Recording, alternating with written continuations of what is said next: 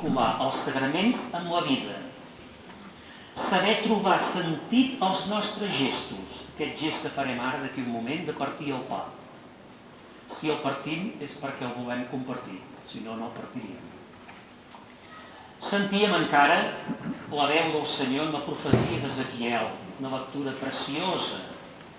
Fixeu-vos, abocaré sobre vosaltres aigua pura, aquesta aigua de Sant Magí, perquè sigueu purs de tota màcula i de tots els vostres ídols.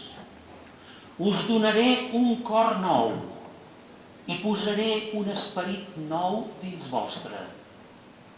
Trauré de vosaltres aquest cor de pedra i us en donaré un de carn, que pugui vibrar, que pugui sentir el clam dels oprimits i dels qui sofreixen, i dels malalts, i dels presos.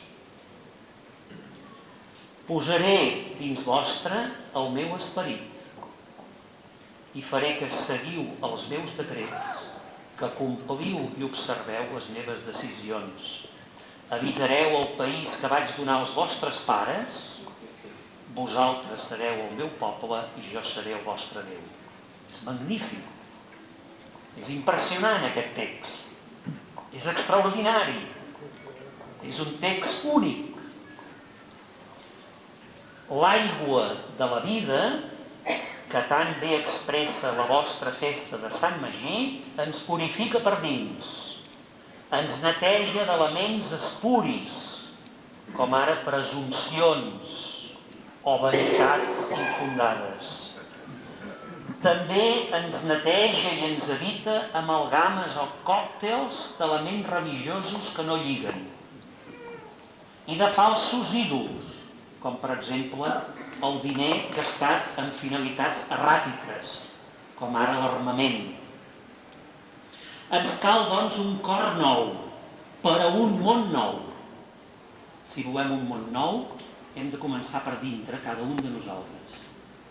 Un cor nou per a un món nou.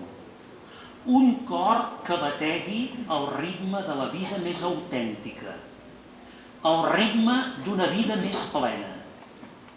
La font d'on raja l'aigua, on anem a buscar l'aigua de la vida, l'origen de la nostra misteriosa capacitat d'estimar, que deia que és una cosa encara inescrutable i científicament indemostrable, és Déu mateix, el Déu amor, que diu Sant Joan, que habita dins nostre gràcies a l'esperit i que ens empeny, malgrat els entrebancs i les marrades que puguem fer en el camí, a seguir els passos de Jesús per camins de pau, pels vells i nous camins de cada dia.